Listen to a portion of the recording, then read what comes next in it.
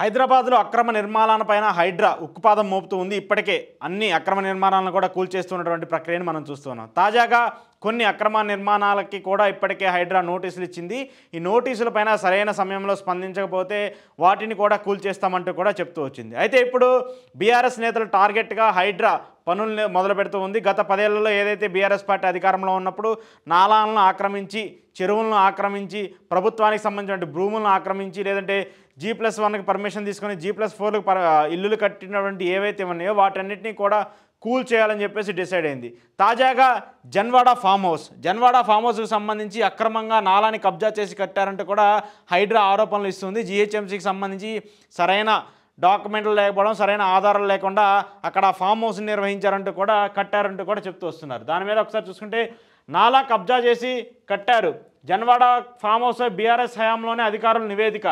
బల్కాపూర్ నాలాపైనే ప్రధాన gate, buffer జోన్లో ప్రహరీ గోడ. 13 గంటల నివేదికను తొక్కిపెట్టిన నాటి ప్రభుత్వం. ఫామ్ హౌస్ పరిశీలనకు హైడ్రా అధికారులు. కబ్జాలో ఉన్న విద్యా సంస్థలకు టైం ఇస్తాం. ఆలోగా యాజమాన్యాలే అక్రమాలను తొలగించాలి. లేని పక్షంలో సెలవుల్లో మేము చర్యలు తీసుకుంటాం. పేదల ఇల్లు, చిన్న గృహాలను కూల్చబోం. ఏవి రంగనాథ్ దీనికి సంబంధించి చెప్పారు. హైడ్రా ముందుకు వేల సంఖ్యలో ఫిర్యాదులు. ఫాక్స్ సాగర్ను పరిశీలించిన కమిషనర్ రంగనాథ్. బల్కాపూర్ నాలాను ఆక్రమించి జన్వాడ ఫామ్ హౌస్ నిర్మించారన్న ఆరోపణలో వాస్తవం ఉన్నట్లు వెల్లడైంది. అది సాక్షాత్తు బీఆర్ఎస్ హయాంలోనే తెలిసింది. కేటీఆర్ వినియోగిస్తున్న ఈ ఫామ్ హౌస్కి వెళ్లే ప్రధాన రహదారి గేటును బల్కాపూర్ నాలాపైనే నిర్మించారని తేలింది. దీనిపై అప్పట్లో మల్కాజ్గిరి ఎంపీగా ఉన్న రేవంత్ రెడ్డి రెవెన్యూ, ఇరిగేషన్ అధికారులకు ఫిర్యాదు చేశారు. ఆయన ఫిర్యాదుతోనే అధికారులు సంయుక్తంగా సర్వే జరిపి 2020 జూన్ 20వ తేదీన ప్రభుత్వానికి నివేదిక సమర్పించారు. ఫామ్ హౌస్కు ఆనుకొని ఉన్న బల్కాపూర్ నాలా కబ్జాకు గురైనట్లు ఈ నివేదికలో పేర్కొన్నారు. ఈ ప్రాంతంలో కురిసే వాన నీరు బల్కాపూర్ నాలా ద్వారా ఉస్మాన్ సాగర్లోకి వెళ్తుంది. ఈ నాలా గతంలో 18 నుంచి 20 మీటర్ల వెడల్పులో ఉండేదని, కబ్జాల కారణంగా క్రమేణంగా కుదించుకుపోయిందని అధికారులు నివేదికలో తెలిపారు.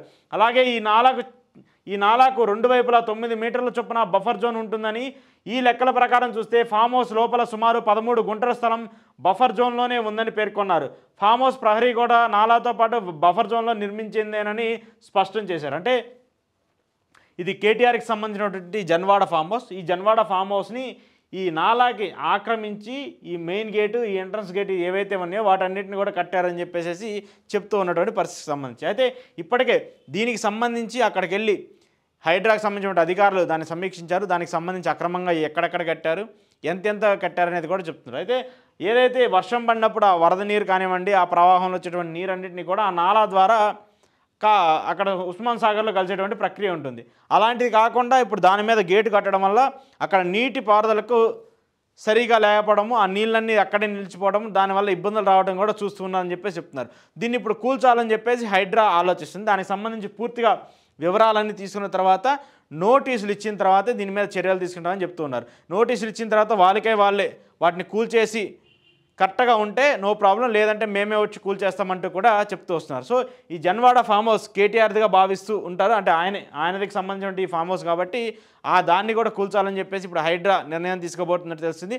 ముందు నోటీసులు ఇచ్చిన తర్వాత ఆ నోటీసులకి సరిగా స్పందన రాకపోతే హైడ్రా అధికారులు డైరెక్ట్గా బుల్డోజర్లు పెట్టి కూల్చేస్తామంటూ కూడా చెప్తున్నారు. మరి దీని మీద ఎప్పుడు అటాక్ జరుగుతుంది, లేదంటే దీనికి సంబంధించి ఏమైనా కేటీఆర్ రియాక్ట్ అవుతారో, దాని మీద దానికి సంబంధించి అంటే ఎలా కట్టారు, ఏంటి కట్టారని చెప్పేసి డాక్యుమెంట్స్ ఏమైనా చూపిస్తారా లేదనేది మాత్రం తెలియాల్సి ఉంది.